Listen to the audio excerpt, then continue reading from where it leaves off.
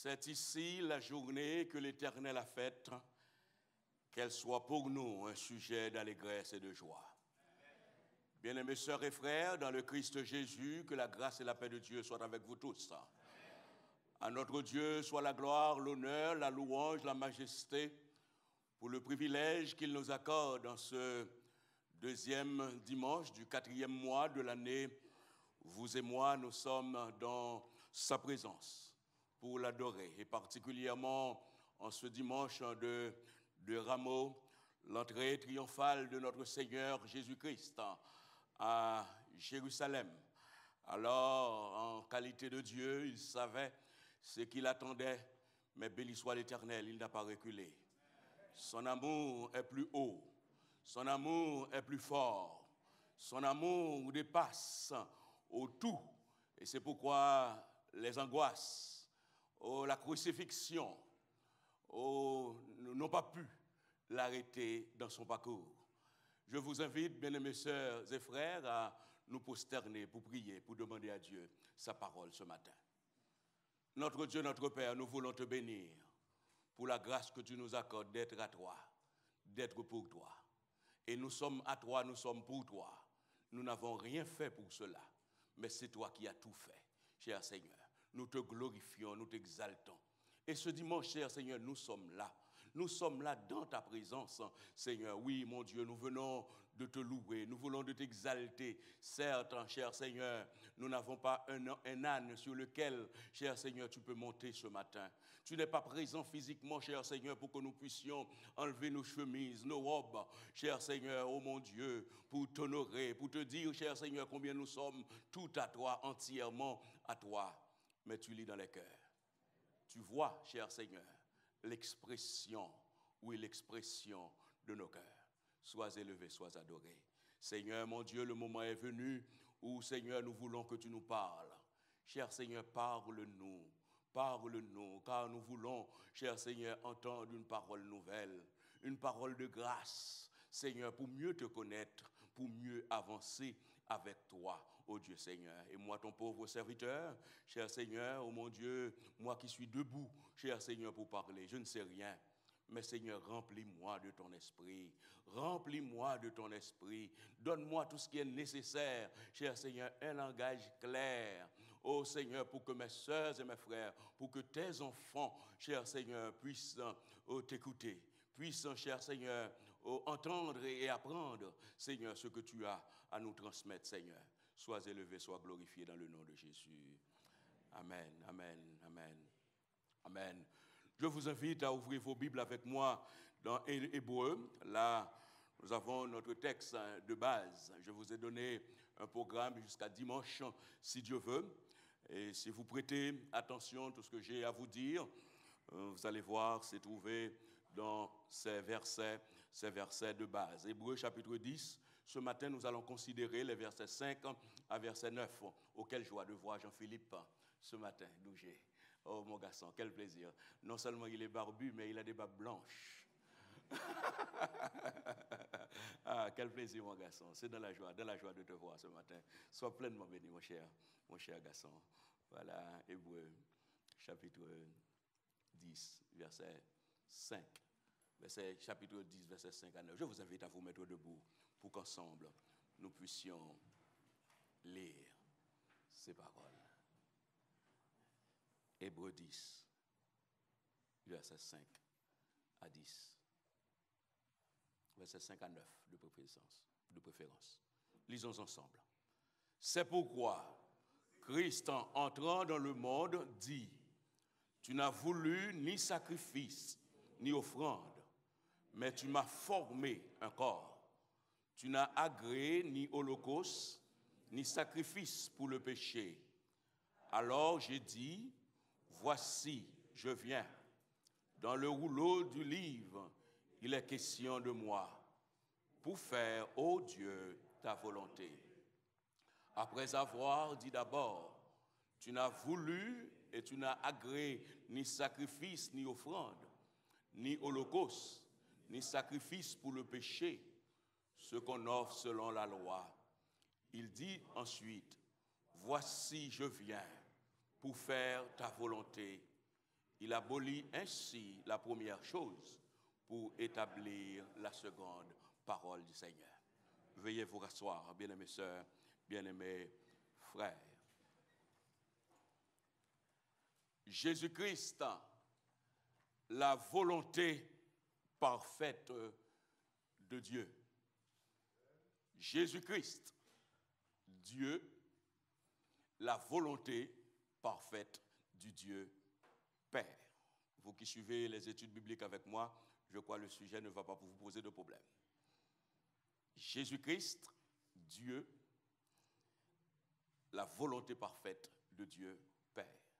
Et comme c'est trop long, il faut faire dire Jésus-Christ, la volonté parfaite de Dieu. Le Dieu, notre Dieu, c'est le maître du temps. Il décide de son temps.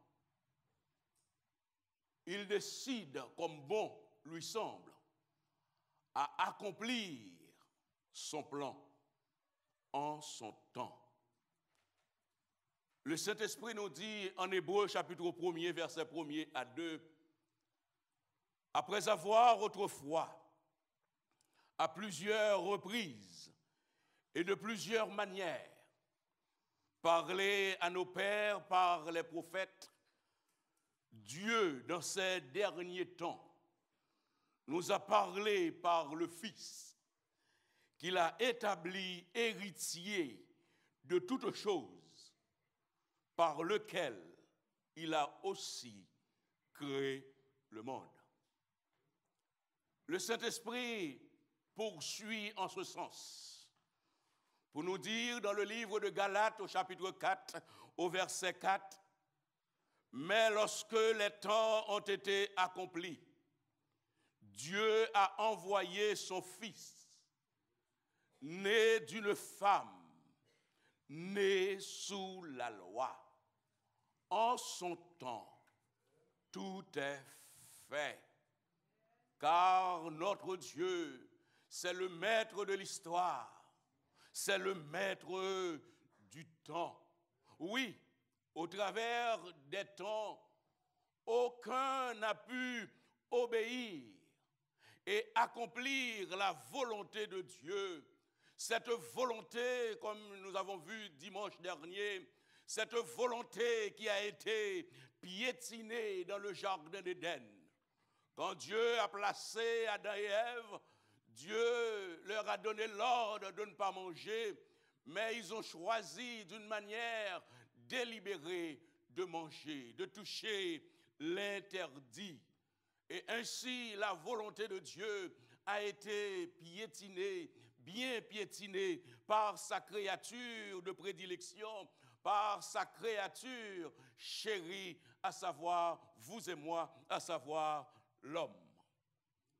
Mais dans un pourparler céleste, dans un entretien céleste, dans un amour déchirant, dans un amour, oh oui, que vous et moi, nous avons du mal, bien-aimés sœurs et frères, à comprendre, à réaliser, dans un amour exceptionnel, dans un amour extraordinaire, dans un amour, oh bien-aimés sœurs et frères, qui dépasse, qui surpasse tout ce que nous pouvons penser. Amen, l'Église. Jésus-Christ, en accord avec le Père, c'est moi qui dois venir. Amen. C'est moi qui dois venir pour faire quoi? Pour faire ta volonté. Nul autre ne peut le faire. Mais il n'y a que moi, rien que moi, qui peut le faire. S'il en est ainsi, il faut que je vienne. Je dois venir pour faire ta volonté. Peu importe la gloire que je suis appelé à laisser auprès de toi, mais il faut que je vienne pour sauver l'homme perdu. Oh, le vrai sacrificateur de lui-même. le vrai sacrificateur de lui-même, s'offre librement à Dieu pour faire sa volonté. L'homme est subjugué par l'orgueil. L'homme est subjugué par le pouvoir. L'homme est subjugué par l'élévation. L'homme est prêt à tout faire, à tuer tous ceux qui sont autour d'eux, tout simplement pour rester au pouvoir, pour garder le pouvoir, pour s'appeler, pour être monsieur un tel, madame une telle. Vous me suivez l'église de Jésus-Christ?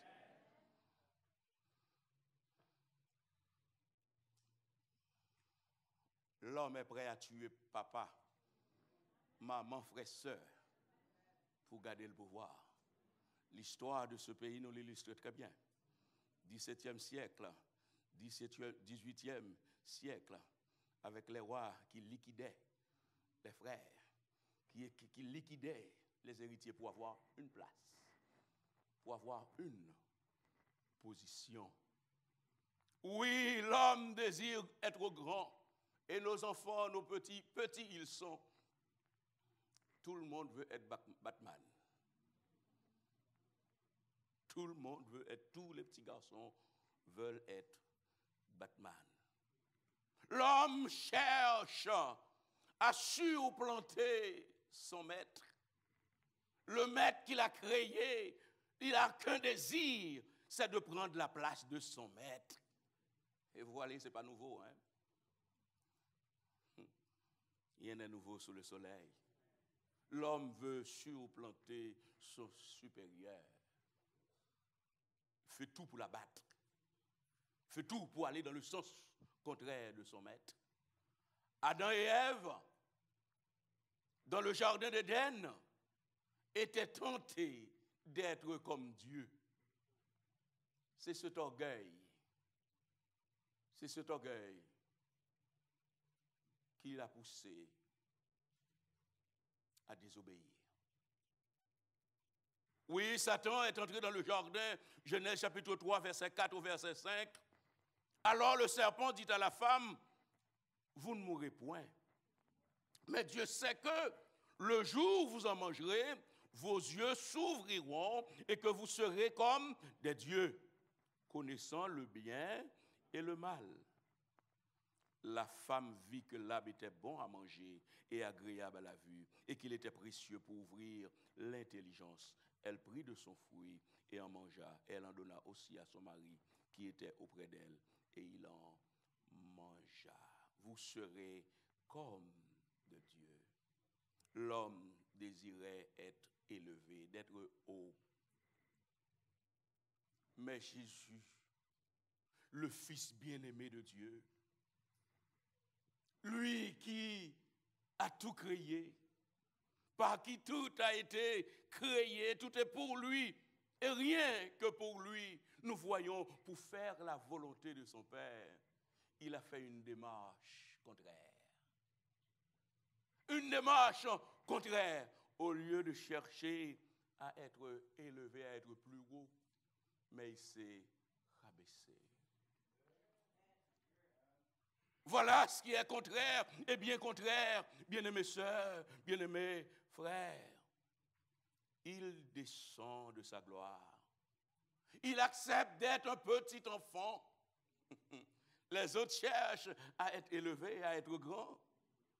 Mais lui, il accepte d'être un né d'une femme. Peut-être un jour, je dois revenir dans une série de messages là-dessus. Né d'une femme, ça veut dire beaucoup théologiquement. Hein? Né d'une femme. Dieu né d'une femme. Les musulmans n'acceptent pas cela. Hein? Qu'un Dieu soit né, et particulièrement d'une femme. Une femme qui n'a même pas le droit de manger à table avec les hommes. Dieu.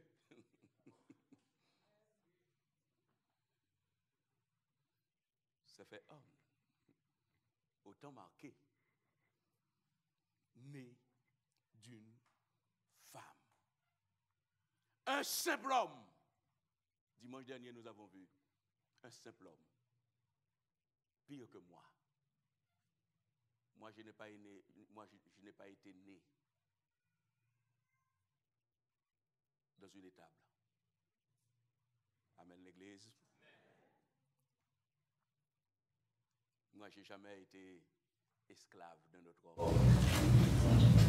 Mais Jésus-Christ a vécu comme un Seigneur. Isaïe, c'est la gloire. Un simple homme. Et vendredi, si Dieu veut, nous irons plus loin dans cette démarche. Vous qui avez choisi d'être avec nous vendredi soir, si Dieu veut. Il s'est dépouillé. Et non seulement, bien aimés sœurs, il s'est dépouillé. Qu'est-ce qui se passe? Éphésiens chapitre 4, verset 8, verset 10. Puisqu'il s'est dépouillé, puisqu'il s'est rabaissé. Éphésiens 4, verset 8 au verset 10. Quel secret pour vous ce matin? Quel secret pour moi ce matin, nous qui sommes en Jésus-Christ? C'est pourquoi il est dit, étant monté en... Amen, l'Église. Puisqu'il s'est rabaissé, est-ce que vous êtes là? Puisqu'il s'est rabaissé, et après être rabaissé, qu'est-ce qui se passe? Il est monté en... Il a amené des captifs. Et il a fait des dons aux hommes. Or, que signifie il est monté? Amen, l'Église. Que signifie il est monté? Sinon qu'il est aussi descendu. Amen. Qu'il est aussi descendu dans les régions inférieures de la terre. En peu de mots, l'Église de Jésus-Christ, le secret pour être élevé, le secret pour être en haut, il faut accepter d'être en bas. Si vous voulez être en haut, constamment en haut, je dois vous dire, vous ne serez jamais en haut. Vous serez toujours. Jésus-Christ, amen l'Église. Le serviteur n'est pas plus grand que le maître. Nous ne pouvons pas être serviteurs de Dieu, serviteurs de Christ, si nous ne voulons pas nous abaisser. Un jour ou l'autre, nous sommes appelés à être élevés.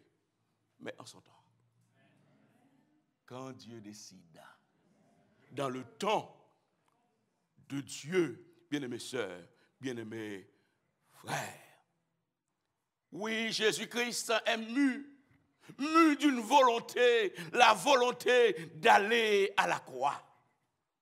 Et pour aller à la croix, oh oui, pour arriver au mont Golgotha, oui, il faut qu'il rentre à Jérusalem. Cela doit se faire à Jérusalem. Et pas un autre endroit du monde. Cette semaine, nous disons que c'est la semaine sainte. Il y a des chrétiens, il y a des théologiens chrétiens pour dire que pourquoi on dit semaine sainte. Oui, c'est une semaine sainte, parce que c'est la semaine où Jésus-Christ est allé à la croix. Il y a des choses saintes. Qu'est-ce que ça signifie? Ça ne veut pas dire que c'est une semaine qui a sans péché. C'est une semaine tout simplement mise à part. Que de fois, les uns les autres font des débats aveugles. C'est une semaine sainte parce que c'est une semaine mise à part où Jésus-Christ est allé à la croix. C'est pourquoi, c'est tout simplement. C'est pour cela. C'est une semaine sainte. Vous qui êtes chrétiens, nous devons considérer cette semaine comme une semaine sainte. C'est la semaine, nous pensons à Jésus-Christ. Jésus-Christ est allé à la croix. Jésus-Christ s'est crucifié. Pourquoi on dit Jérusalem, c'est une ville sainte?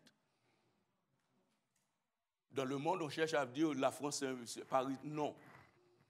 Jérusalem, c'est une ville sainte parce que c'est là où Jésus-Christ s'est crucifié. Nos jalousies, il faut les mettre de côté. Pour dire si Jérusalem est sainte, Port-au-Prince doit être sainte aussi. Paris doit être sainte. Non. Jérusalem est sainte parce que c'est là où Jésus-Christ a vécu. Israël, c'est un pays saint. Pourquoi? Tous les oracles de Dieu, c'est en Israël. Ce n'est pas en France, ce n'est pas à Haïti, ce n'est pas en Angleterre, ce n'est pas aux États-Unis, mais c'est Israël.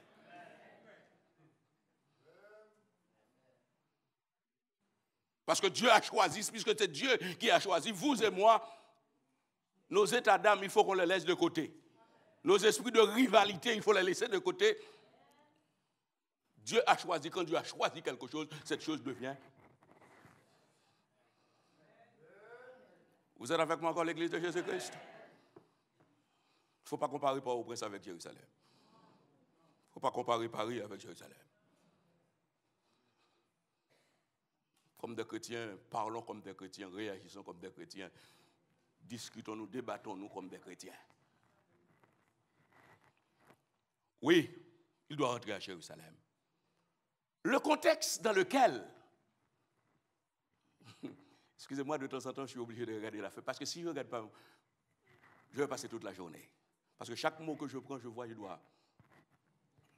dois vous enseigner là-dessus pour comprendre le Seigneur, pour comprendre la Bible.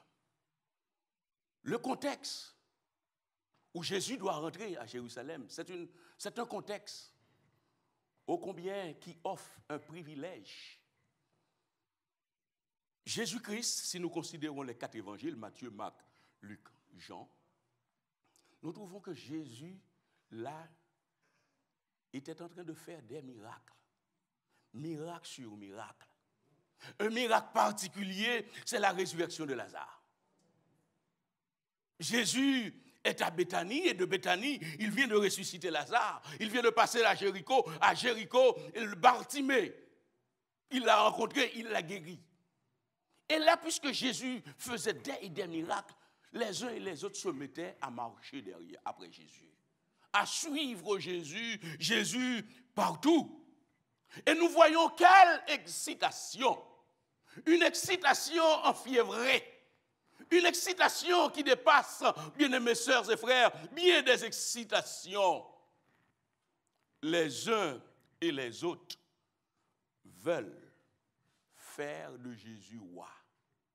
Veulent pousser Jésus à ce que Jésus déclare, je suis roi.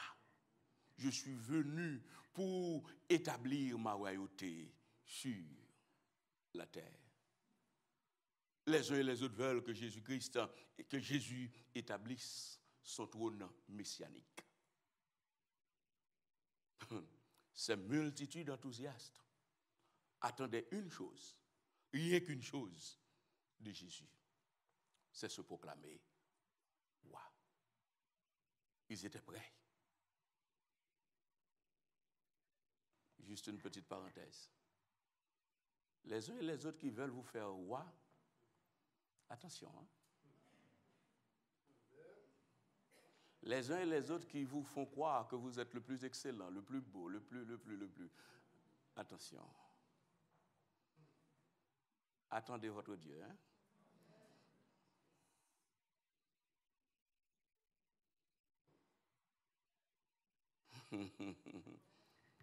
Mais béni soit l'Éternel, Jésus-Christ avait un calendrier. Puisqu'il est venu pour faire la volonté de son Père. Rien ne doit être fait avant l'heure. Tout doit être fait en accord avec Papa. Il a une mission à accomplir. Sa mission doit aller jusqu'au bout. Et tant que tout n'est pas fait, il n'est pas question de se déclarer, de dire exactement qui il est. C'est vrai, il a parlé, mais pas d'une manière ouverte. Certes, il est roi, mais pas n'importe quel roi. Le roi qu'il est, c'est le roi du ciel. Et non seulement roi du ciel, mais il a quelque chose de particulier. Il est venu pour annoncer. Il est venu pour instaurer un autre monde. Et c'est dans ce monde-là qu'il va instaurer, c'est dans ce monde qu'il va être roi. Quel est ce monde? Le monde de ceux qu'il confesse comme Seigneur et Sauveur. Vous me suivez l'Église de Jésus-Christ? Ceux qui le confessent comme Seigneur et comme Sauveur. Mais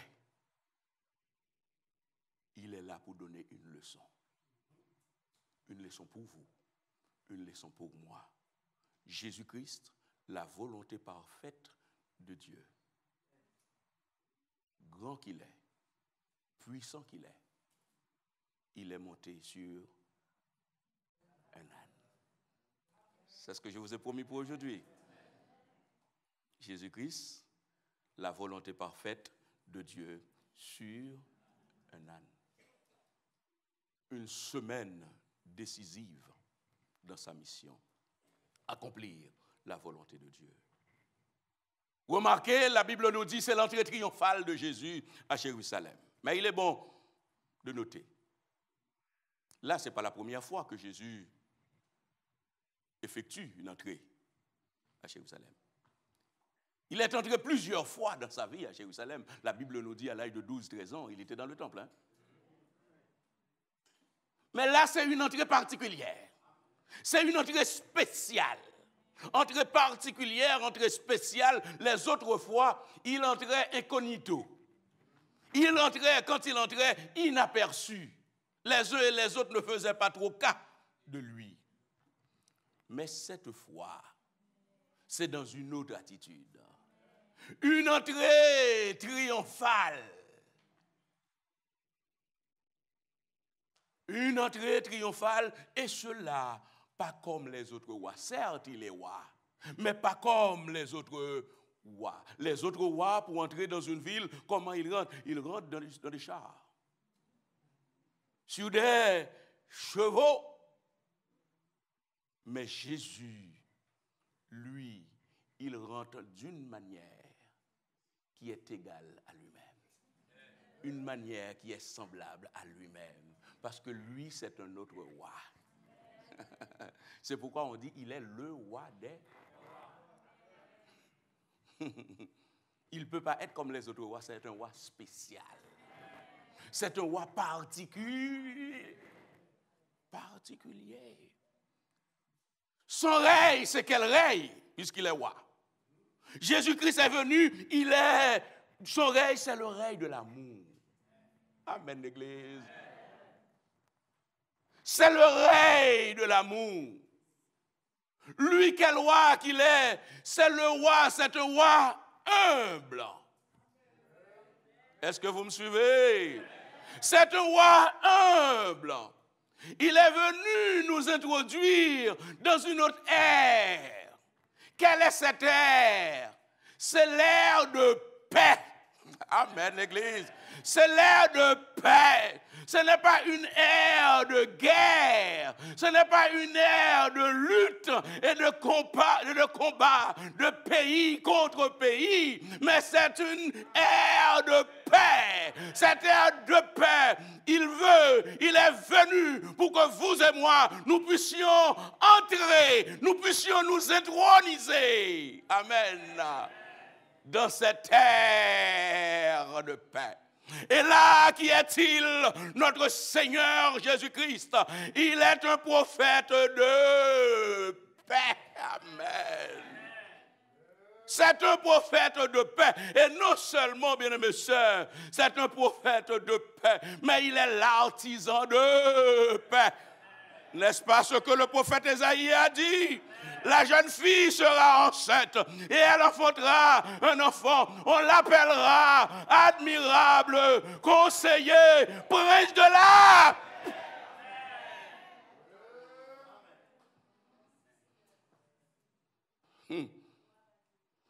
Prince de paix. Puisqu'il est prince de paix, son entrée doit se faire d'une manière pacifique. Sa façon d'être. Amen, l'Église. Ah, j'aurais des choses à dire. Hein?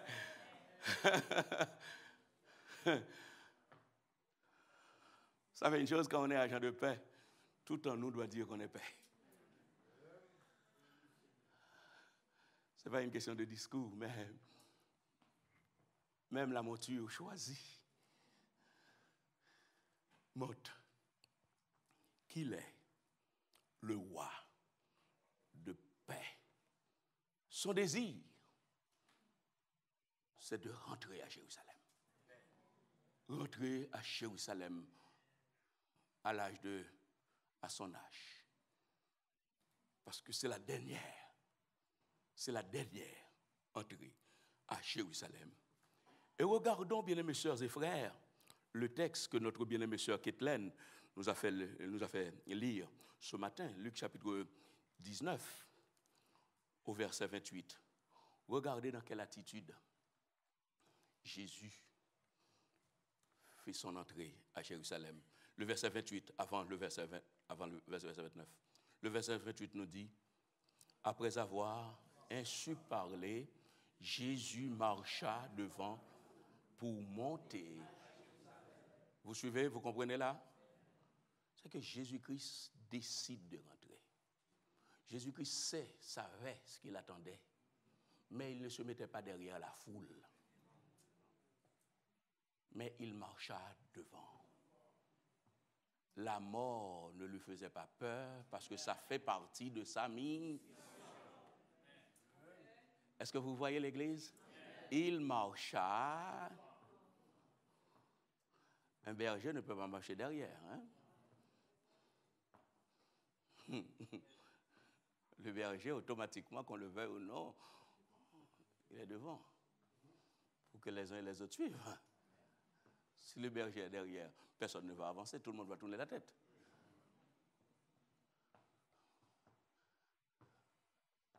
Il marcha d'une manière déterminée pour entrer à Jérusalem.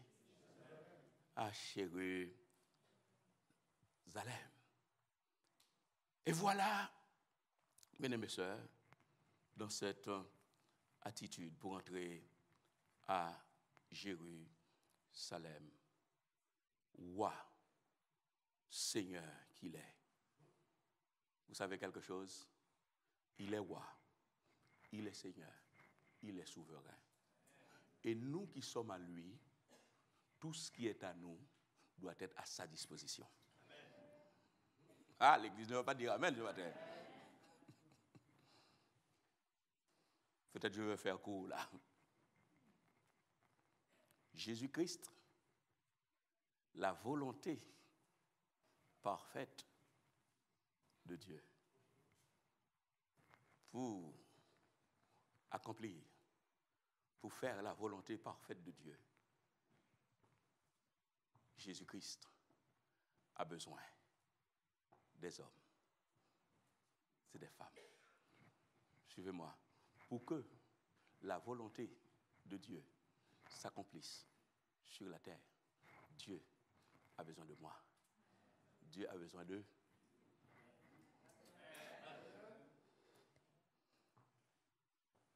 Tout le monde me suit? Et puisque la prophétie a été faite depuis bien des temps, l'entrée triomphale de Jésus-Christ, de Jésus à Jérusalem, doit se faire sur un âne. Est-ce que vous me suivez, l'Église? Mais Jésus-Christ avait-il un âne? Jésus-Christ n'avait rien. Absolument rien. Tout ce que Jésus avait, c'était cette unique. Le jour de sa mort, même cette unique, on l'a pris. Jésus, c'était un sans domicile fixe. Jésus-Christ n'avait pas de maison. C'est les uns et les autres qui l'hébergeaient. C'est pourquoi quand Jésus nous dit, quand nous ne savons pas qui héberger, nous pouvons même héberger des gens chez nous. C'est pourquoi il faut qu'on soit hospitalier pour accueillir des gens chez nous. Comme chrétien, savoir accueillir, savoir donner. Et Jésus-Christ était à Béthanie. Jésus-Christ n'avait pas d'endroit. Jésus-Christ n'avait pas de résidence secondaire à Jérusalem pour y aller. Mais comme Béthanie, c'était à côté, chez Marie, Marthe et Lazare, c'est là il se logeait. C'est là on lui donnait son petit repas de temps en temps. Est-ce que vous me suivez, l'Église de Jésus-Christ? Je sais que vous êtes intelligents, j'aimerais que vous soyez intelligents dans ce domaine-là, pour comprendre la parole de Dieu. il a besoin d'un âne. Parce que, n'oublie pas, il a besoin d'un âne. Qu'est-ce que Hébreux chapitre 10 nous dit? Il a pris la forme d'un corps. Et dit tout ce qui est écrit dans le rouleau du livre concerne moi. Est-ce que vous me suivez? Qu'est-ce qui est écrit en Habakkuk chapitre 9 au verset 9? Le roi, il va venir, il va monter sur un. Et voilà que, au temps marqué, Jésus a besoin d'un. Et nous voyons là, Jésus-Christ est chef. Est-ce que vous êtes avec moi?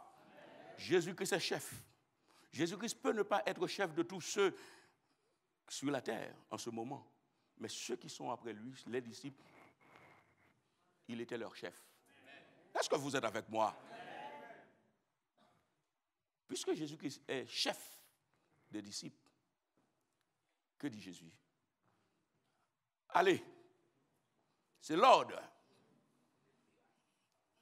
Est-ce que vous me suivez à l'église? Allez. Et non seulement allez, détacher. Amen. Et non seulement détacher, ramez. Et si on vous demande, est-ce que vous me suivez l'église? Dites-le, maître en a.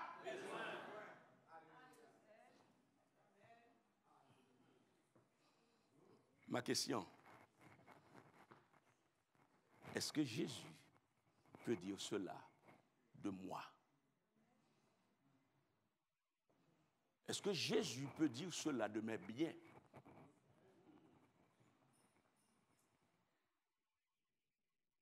Est-ce que Jésus peut envoyer n'importe qui vers moi pour dire, va trouver Robert? Dites-lui 1000 euros.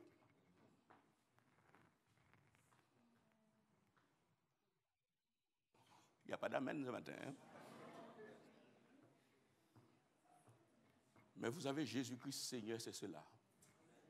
Tout ce que nous avons, c'est pour lui. Tout ce que nous sommes, c'est pour lui.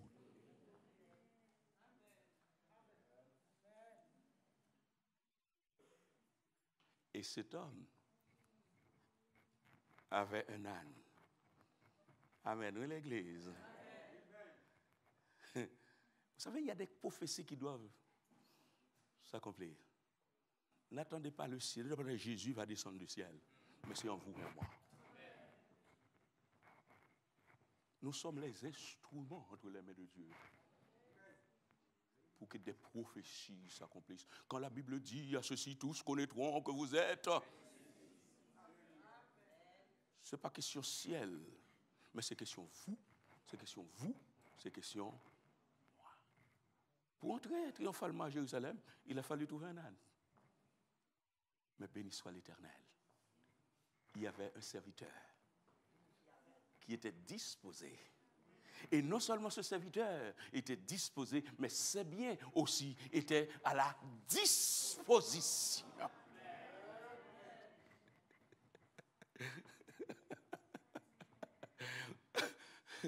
Voilà l'entrée triomphale de Jésus. Jésus-Christ doit rentrer triomphalement à Jérusalem, mais son entrée triomphale, il a besoin des uns. Dans ce monde, le Seigneur doit être acclamé, Jésus-Christ doit être rehaussé. Mais c'est à vous et à moi. C'est ma mission, comme c'est aussi votre mission. Et le texte nous parle d'une question de Bethphagée, maison des figues. Vous avez Bethléem, maison du pain. Bethphagée, maison des figues. Béthanie, maison des affligés ou maison des dattes. Si vous voulez, pour votre connaissance particulière. Tout ce qui est bête, c'est maison. Et le reste revient. Parole, non seulement parole d'autorité. Le roi doit être glorifié. Nous voyons la divinité de Jésus-Christ. Quand il a dit, va, allez tel endroit. C'est formidable ça. Hein? Là où je suis, je ne peux pas dire, allez dans la salle 2, allez voir. Hein? Allez prendre.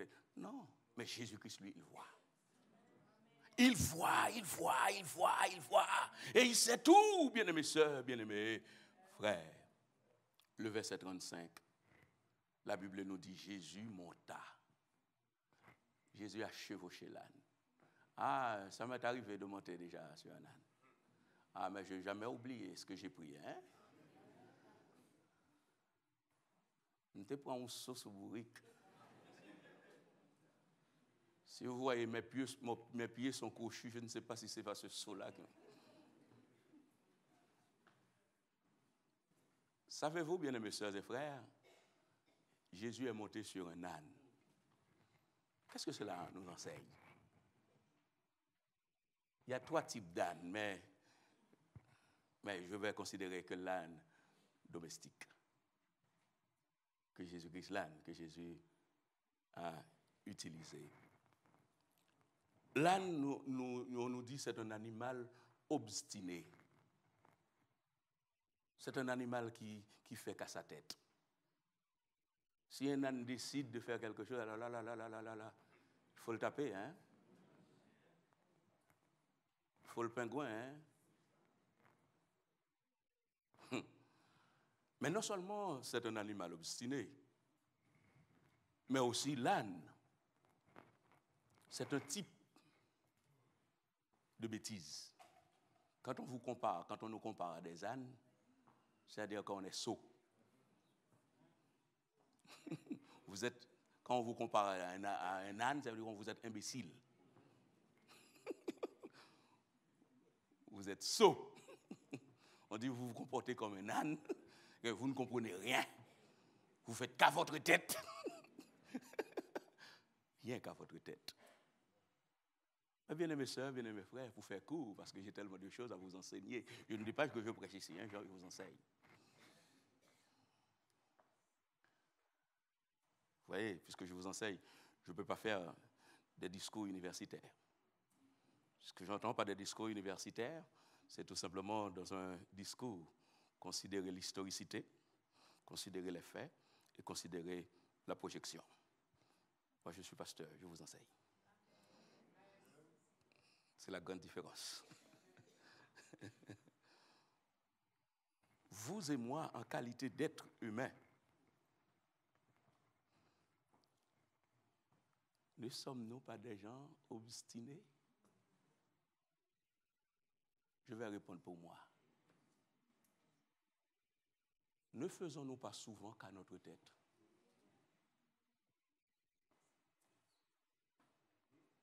Quand nous voulons faire quelque chose, qui peut nous arrêter?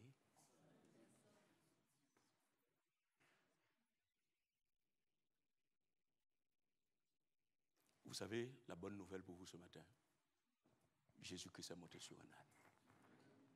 Jésus-Christ veut nous monter ce matin pour nous transformer de sots, des gens imbéciles, à des gens intelligents.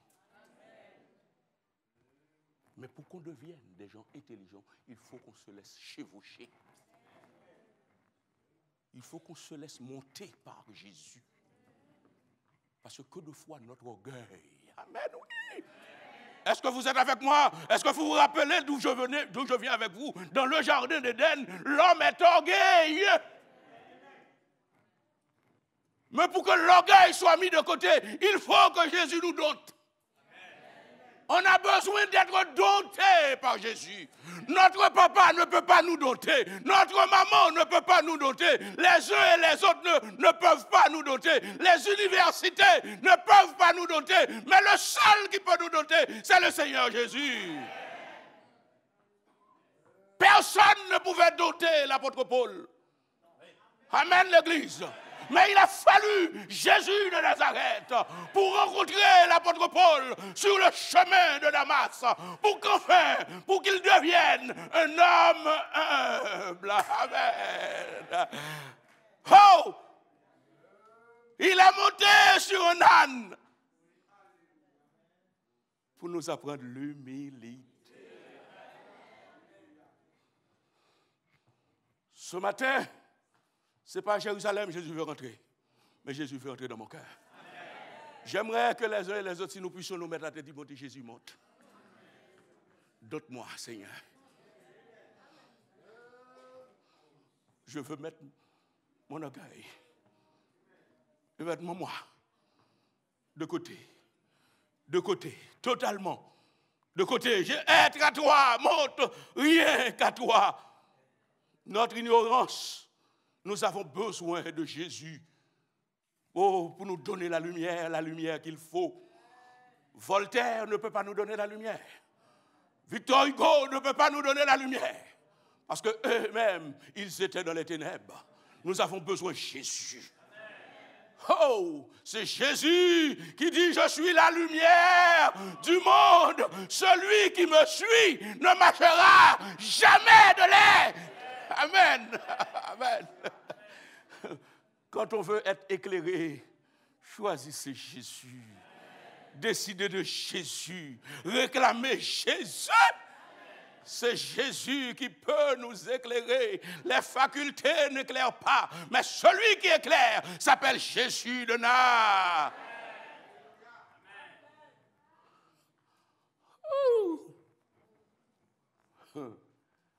Sur un âne pour accomplir la volonté de papa. Sur un âne. Oh, quand maintenant j'entends, il y a des pasteurs, si pour aller prêcher, s'il n'y a pas une voiture à leur disposition. Il y a des serviteurs de Dieu. Je ne veux pas dire des pasteurs de référence, vous allez croire, je suis dans le train de faire des polémiques. Non, je suis en train d'enseigner pour que les uns et les autres comprennent. Être serviteur de Dieu, on ne passe pas Jésus-Christ. Quand j'entends des serviteurs de Dieu, maintenant c'est la prospérité. La prospérité, c'est quoi? Il faut qu'ils roulent en Mercedes. S'il n'y a pas de Mercedes, c'est-à-dire que Dieu ne bénit pas. Comme si Jésus-Christ, qui est le chef de bénédiction, n'a pas été béni.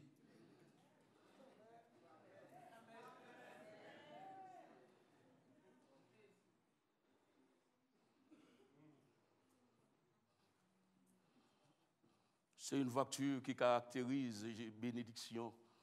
C'est un costume qui caractérise bénédiction. C'est une valise qui caractérise bénédiction.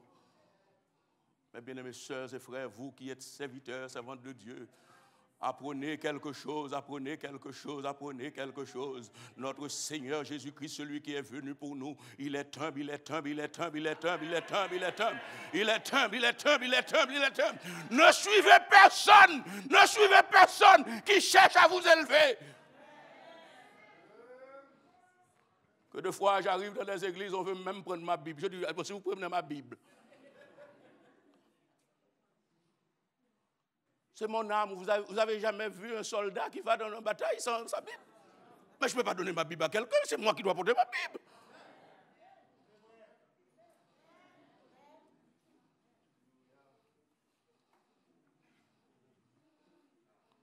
Oh, bien-aimés sœurs et frères, soyons à l'école de notre Maître. Soyons à l'école de notre Maître. Il nous appelle à l'humilité, à être simple. À être simple, la simplicité, c'est la caractéristique d'un chrétien, de vrai.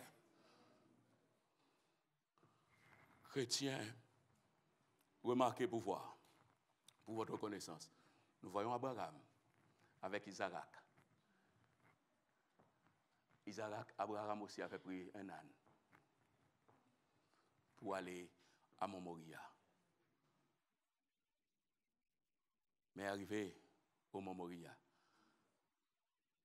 Isaac n'est pas allé jusqu'à la mort. Entré à Jérusalem triomphalement. David, qui est un type de Christ, quand Absalom se dressait, voulait tuer son papa. Vous êtes avec moi, l'église? Quand Absalom voulait tuer son papa, David a pris la fuite. Il a pris le même parcours. Passer par le mont des Oliviers pour prendre le désert. Et vous qui, je vous le dis à chaque fois, de moi, vous avez non seulement, quand vous allez en Israël, vous allez voir, c'est clair. Quand vous montez sur le mont des Oliviers et vous voyez en bas, vous voyez la plaine, vous voyez, c'est le désert. C'est le désert de Judée. Et c'est pourquoi tous ceux qui voulaient fuir, David et les autres, Saül qui voulait fuir, tout ce qu'il faisait, monter sur le mont des Oliviers, parce qu'il y a le désert. David, pour fuir son fils, il prenait le mont des Oliviers sur un âne pour fuir. Mais Jésus, lui, il fait le chemin inverse. Il monte sur un âne pour entrer à Jérusalem, pour entrer à Sion, pour donner sa vie pour nous. Pour donner sa vie pour nous. Et cela en toute humilité sur un âne. Oh! Et les faits continuent. Chapitre 30, verset 37 à 40. Oh, vous savez bien, mes sœurs et frères, il est des moments dans la vie que nous sommes appelés à connaître. Un moment de joie. Un moment de joie est important. Jésus-Christ, c'est une semaine qui va être dure pour lui. Sans parler du jardin de Gethsémane, nous aurons l'occasion de voir vendredi si Dieu veut, dans le jardin de Gethsémane. Puis la croix. Un bain de foule. C'était important pour le Seigneur. Est-ce que les uns et les autres comprennent ce que je dis là? C'est-à-dire que Jésus allait affronter la mort, mais rencontrer des gens qui disaient « Béni soit celui qui vient au nom de Dieu » lui faisait chaud au cœur. Est-ce que vous, Frère Likil a un problème, un gros problème, gros problème. Et quand Frère Likil, avec ce gros problème qu'il avait affronté cette semaine, je rencontre mon frère. En le rencontrant, je dis, mon bien-aimé frère, tu sais que je t'aime dans le Seigneur. Ça encourage, hein? Je ne sais pas qu'est-ce qu'il va affronter cette semaine. Mais le rencontrer, lui dit mon frère, tiens bon. Tiens bon, je t'aime. Ça fait plaisir.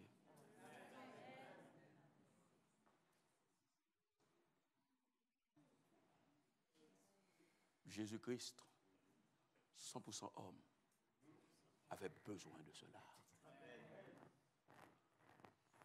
Mais heureusement, des hommes et des femmes étaient là sur son parcours pour lui dire, béni soit celui qui vient au nom du Seigneur. Et ça continue, bien aimés sœurs et frères. Nous voyons le peuple, dans un élan de joie, dans un cri d'allégresse. Le peuple reprend le psaume 118, le grand Hallel, au verset 28. Verset 26, de préférence, verset 25, verset 26. Hosanna. Hosanna, c'est-à-dire le salut maintenant. Aie pitié de nous maintenant. Interviens pour nous maintenant. Nous avons besoin de toi maintenant. Le peuple, dans la joie, dans l'allégresse, ils manifestent leur joie avec des palmiers, des dattes. Il y a beaucoup de dattes. Le pays dattier en Israël. Ils mettent même leur linge. Ils se donnent tellement au Seigneur. Ils sont prêts à enlever. Oh, bien-aimés sœurs, bien-aimés frères. Oh, cela nous montre, quand on aime le Seigneur, on est prêt à tout. Oh, on est prêt à tout pour honorer, pour glorifier, pour adorer. Oh, où sont les adorateurs de ce Dieu, bien-aimés sœurs, bien-aimés frères? Et comprenez quelque chose. Il est le roi humble, il est le prince de paix, il est le prophète de paix. Et puisqu'il est le prophète de paix, nous voyons en Jean, l'évangile de Jean au chapitre 12, qui nous retrace aussi l'entrée triomphale de Jésus à Jérusalem, versets 13 à 15. Nous voyons, ils prirent, nous pouvons lire ensemble, ils prirent des branches de palmier et allèrent au-devant de lui en criant, Hosanna, béni soit celui qui vient au nom du Seigneur, le roi d'Israël. Jésus trouva un ânon et s'assit dessus selon ce qui est écrit. Que dit-il? Ne crains point, fille de Sion, voici ton roi vient, assis sur le petit. Ce roi qui vient, ce n'est pas pour la guerre. Oh, Jésus les exhorte en quelque sorte. Ne crains. Oh, je ne suis pas là pour faire peur. Amen. Je ne suis pas là pour faire peur, mais je suis là pour rassurer.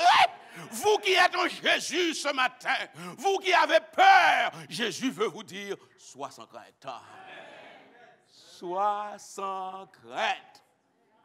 N'ayez aucune crainte, puisque tu es avec Jésus. Jésus est avec toi, bien-aimés sœurs, bien-aimés frères. Les uns et les autres adoraient, les uns et les autres faisaient monter vers notre Seigneur les cris de louange. Oh! Remarque, Jésus-Christ dans la crèche, un petit enfant. Les bergers chantaient gloire à Dieu dans les lieux. Est-ce que vous me suivez encore? Est-ce que vous faites le rapprochement? Dans la crèche alors qu'il était bébé. Amen, oui. Qu'il était bébé. Les bergers chantaient gloire à Dieu dans les lieux très hauts. Nous voyons les mages, quelques mois après, soit l'épiphanie, comme on dit, à l'épiphanie, ils sont arrivés et en arrivant, ils ont apporté de l'or, de l'armure et de l'or pour adorer le petit ange. Et voilà, bien-aimés sœurs et frères, vous qui ne voulez pas adorer Jésus, ce matin, je tiens à vous dire, il faut l'adorer. Si le petit enfant, les uns et les autres l'adoraient, les uns et les autres l'adoraient alors qu'il était dans une crèche. Et voilà Jésus, où est-il? Il est sur un âne. Il est sur un âne. Il n'est pas dans un char. Il ne se trouve pas avec des chameaux. Mais sur un âne. Les uns et les autres criaient. C'est pas étonnant ça? Ce que je veux vous dire par là ce matin, et nous voyons la suite, Jésus-Christ avec des couronnes d'épines, on l'ironise, mais il y a les uns et les autres qui l'adoraient. Et même Pilate contre lui-même, bon gré ou mal gré, Pilate a fait écrire, c'est beau, roi des Juifs. Est-ce que vous êtes avec moi les gars? C'est pourquoi mes bien-aimés sœurs, mes bien-aimés frères, vous et moi, nous devons adorer Jésus, adorer Dieu, c'est là en tout temps. Ce n'est pas seulement, malheureusement, il y a des chrétiens qui adorent, c'est quand tout va bien. Même quand tout est noir, quand tout est obscur, nous sommes appelés à adorer, à crier gloire, gloire, gloire. Les uns et les autres peuvent ne pas comprendre, et c'est normal qu'ils ne comprennent pas. Mais accrochons-nous. Accrochons-nous à adorer, à magnifier. Oui, sur un âne, il se trouve. Amen. Mais les gens l'adoraient. Pourquoi vous attendez le pavillon pour l'adorer? Pourquoi vous attendez, je ne sais pas, il faut que mes enfants réussissent. Non, notre Dieu est digne d'être adoré. Et qu'est-ce qui se passe? Bien-aimés sœurs, bien-aimés frères, en ce dimanche d'entrée triomphale de Jésus à Jérusalem, j'aimerais que l'Église puisse adorer aussi. Oh, que dans l'Église de Jésus-Christ, que les uns et les autres, amen, se mettent à adorer. Et je vais finir là. Quand on adore, il y a un message indirect qu'on communique. Jean, toujours, chapitre 12, et je vais revenir sur la dernière partie. Jean, chapitre 12, versets 20 à 23. Lisons ensemble ces paroles. quelques Grecs du nombre de ceux qui étaient montés pour adorer pendant la fête s'adressèrent à Philippe de Bethsaïda en Galilée et lui dirent avec instance, Seigneur, nous voudrions voir Jésus. Philippe alla le dire à André. Puis André et Philippe le dirent à Jésus. Jésus leur répondit, l'heure est venue où le Fils de l'homme doit être glorifié. Est-ce que vous me suivez?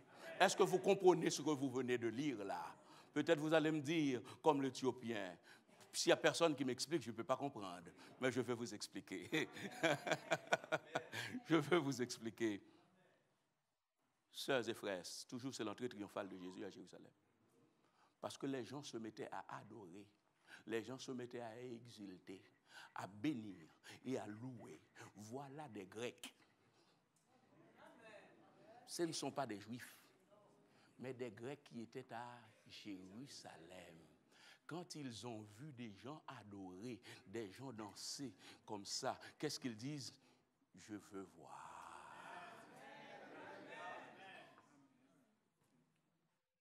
Vous voyez, quand vous adorez, quand nous ne restons pas avec nos visages,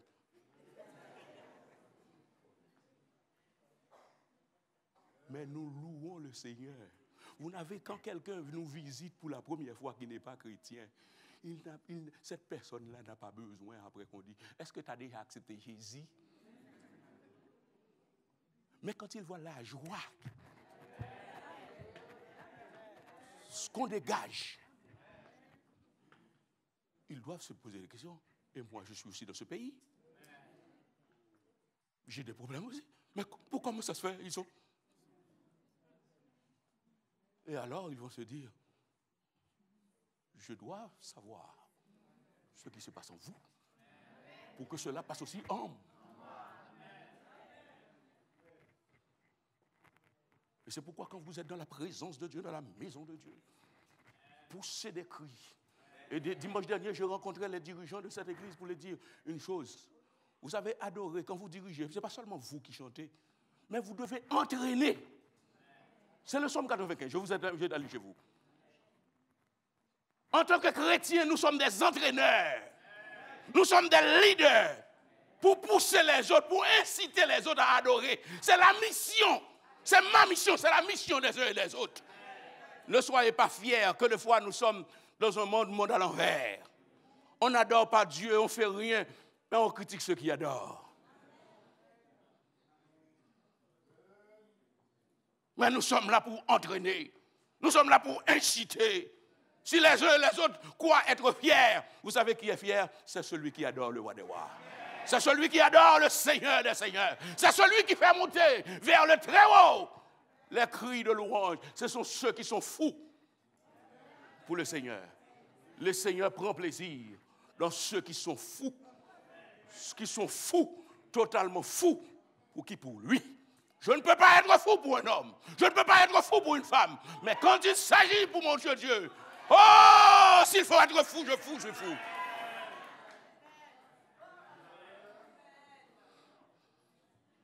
Oh, il donnait gloire, il magnifiait, il exaltait.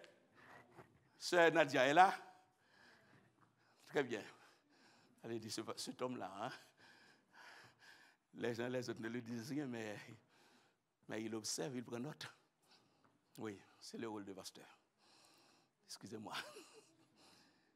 Ce verset que notre bien-aimée sœur Nadia aime ô combien. S'il est Pierre, peut-être vous n'avez pas fait attention, mais c'est un verset que notre bien-aimée sœur Nadia aime. Si vous ne voulez pas m'adorer, est-ce que vous êtes là à l'église? Alors les uns et les autres venaient pour dire, non, n'adorez pas. Jésus, vous n'adorez pas. Jésus dit, ah non. Si vous n'adorez pas. C'est ce qu'on appelle une extrapolation. C'est pas vrai les pierres d'adorer. Mais Jésus montre la nécessité d'adorer. Est-ce que vous savez là où ça nous emmène? Bien-aimé l'église, je vais terminer là. La Bible nous dit, devant Jésus, tout genou fléchit. Est-ce que vous me suivez, l'Église? Tout genou fléchit dans les cieux et sur la. Et c'est pourquoi quand nous sommes en Jésus, amen. Est-ce que vous êtes en Jésus? Quand vous franchissez les portes de ce lieu, vous êtes dans la présence de qui? Vous êtes dans la présence de Jésus. Et puisque vous êtes dans la présence de Jésus, comme frère Ronald l'aurait dit, vous n'êtes pas chez Walbert, vous n'êtes pas chez Osner, vous n'êtes pas chez Likil, vous n'êtes pas chez, vous n'êtes pas chez, mais vous êtes chez Jésus. Et puisque vous êtes chez Jésus, avec bien-aimé Sœur Jean-Claude, criez Hosanna. Criez Hosanna. Ouvrez votre bouche. Ouvrez votre bouche à grand rosier. Ne faites pas le fier. Ne faites pas les portants. Ne faites pas, ne faites pas. Ne faites pas, ne faites pas. Oubliez. Oubliez vos rancunes. Oubliez des choses. Adorez. Adorez. Adorez. Jésus veut rentrer dans chaque cœur. Et chaque jour, cela se fait. Pour que cela se fasse, ouvre vos cœurs. J'ouvre le mien. Ouvre le vôtre. Adorez votre Dieu. Adorez votre Dieu. Qu'est-ce qui vous empêche d'adorer? Qu'est-ce qui vous empêche d'adorer? Parce qu'un tel a dit, parce qu'un tel a fait. Jésus n'est-il pas plus haut? Que le Seigneur vous bénisse.